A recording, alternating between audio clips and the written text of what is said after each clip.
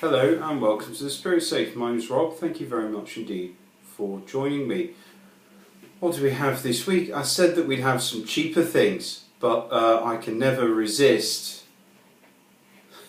the Ardbeg Uigeadail. Not really a cheap Scotch single malt. It cost me 130, I think 130 Canadian dollars plus tax. It's now gone up to 135, by the way. I like how it's packaged in this signature green bottle with the gold kind of Gaelic trim to it. Yeah, I like the masculine style of the packaging. Very nice thing to have on the shelf. So this has been, it's part of the Ardbeg core range along with the 10-year-old. I think just the 10 and the Uigeadail are in the core range at the moment. It's been around for quite a while, and when it first came out, Ardbeg had found a load of really old sherried whiskey, still with the signature peat flavour.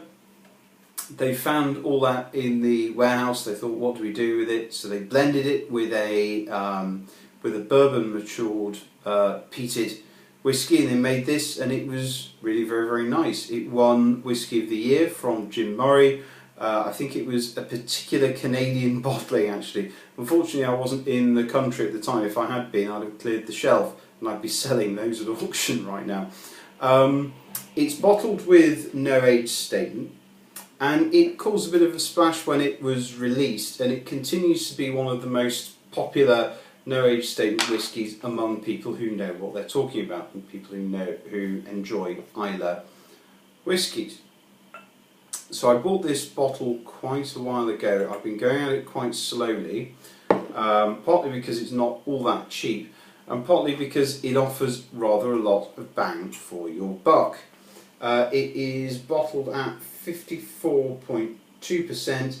It is non-chill filtered with no artificial colouring. It says there nice and big, non-chill filtered, which is good. I like the way that Ardbeg present their whiskies, both in terms of the packaging and the fact that most of the time they are no artificial colour and non-chill filtered.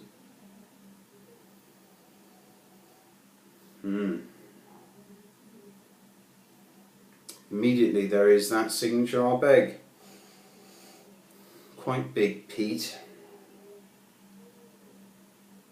But underlying that, there's Maltesers, a chocolatiness, and cinder toffee as well.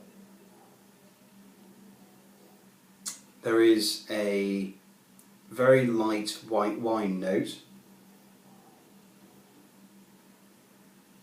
and something very herbal like basil, rosemary, or basil if you live in North America like I do, but I've not been here long enough to call it basil. There's a good whack of fresh mint, not too sweet,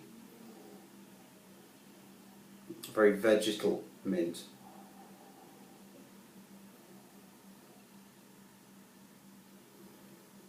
Drinking chocolate. Oh yeah, and the peat. And it's the typical Ardbeg peat. It's medicinal, but it's also earthy and bonfire smoky as well.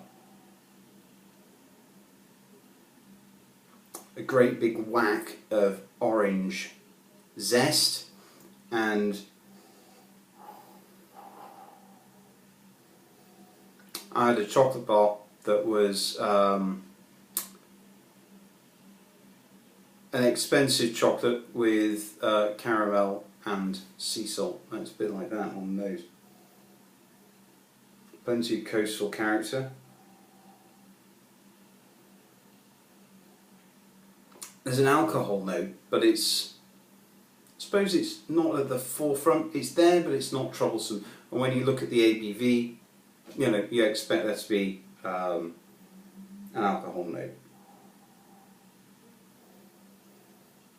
And a toasted marshmallow as well.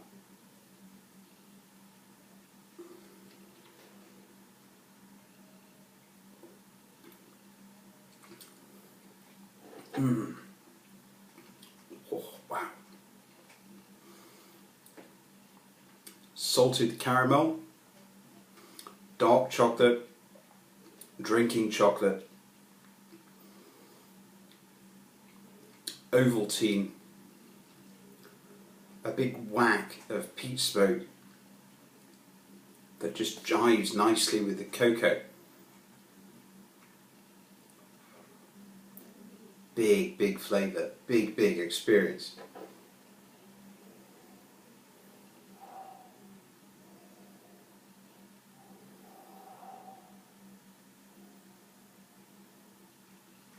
Becoming more briny and medicinal now.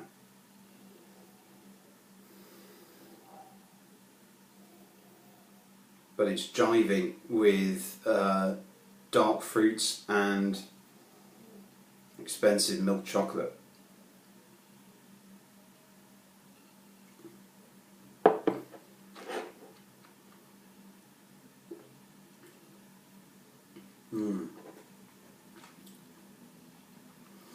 A wonderful buttery, marshmallowy sweetness,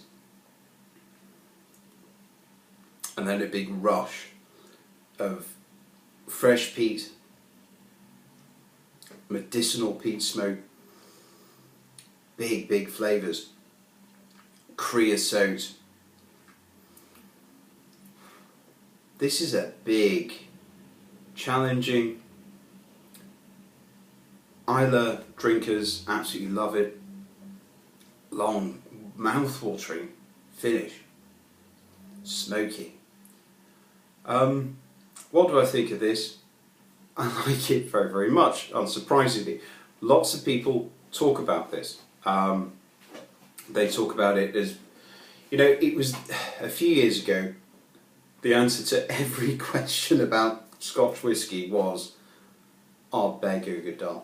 Somebody would say, I've had a Bowmore 15, I enjoyed it, what shall I have next? Ardbeg Uigeadail. I enjoyed the Ardbeg 10, what shall I have next? Ardbeg Uigeadail. What's the best no-age statement whisky? Ardbeg Uigeadail. Sometimes I say Aberlour, but no. What's the best whisky for under $150? Ardbeg Uigeadail. And it was just like a broken record. That seems to have abated slightly now. But nobody who's really serious about their single malts, their Islay single malts in particular, can avoid the name Ardbeg Uigeadail. So it's built up an incredible reputation for itself that might not, you know, I'd heard about it for such a long time before I got to try it. You know, Ardbeg Uigeadail, Ardbeg Uigeadail, Ardbeg Uigeadail. I tried it and I was impressed with it. I think it comes up to its reputation, but not necessarily its hype. So, extremely good. I would definitely buy another bottle. If I heard that they would discontinue it, I would go and buy several, and not to sell, to keep for a rainy day. Very much enjoying it. I would certainly buy it again. Islay drinkers, if you haven't already tried it, buy it. You won't be disappointed. You also, I have to say, won't be disappointed with the Ardbeg 10-year-old. That is slightly overlooked as a result of the popularity of the Uigeadail, and it shouldn't be. The Ardbeg 10 is an excellent dram. I think the Uigeadail offers you the best of the Caligula 12, the best of the Bowmore 15, and the best of the Ardbeg 10. If you like Islay whiskies, you probably won't be disappointed. At the very least, you'll be intrigued and entertained by it. It's a superb dram. Okay, I think I'll leave it there. What's coming up on the Spirit Safe? Long-term plan. We've got a few cheaper malts coming up, because I know what it's like to want to buy whiskey and be living on a tight budget, so I want to offer some advice there. So I've got a cheap whiskey which is, excuse me, very accessible and easy drinking, and I've got a cheap whiskey which is really, really challenging. Then I think for bourbons in the coming weeks and months, I want to try 2 more cheap bourbons, because I haven't gone over $50 on the bourbons yet. I want to try 2 more cheap bourbons, and then I think I want to graduate to the more expensive stuff. Coming months, maybe 6 months on the horizon, I want to start with some Canadian whiskies. So I'm going to start with the cheap stuff that just gets loaded into supermarket trolleys all over the country. And then I'll probably move on to some nicer things. I've got a couple of Bruichladdich, I've got a couple of Springbanks, and there are some independent bottlings on their way to me from the UK. Hopefully, I hope the customs guys are having a bad day and are feeling very sleepy when that comes through. Anyway, I hope none of them watch. I really do. Coming into Toronto Airport. Yeah. Okay. Fantastic. Cheers, everybody. See you soon. Bye bye.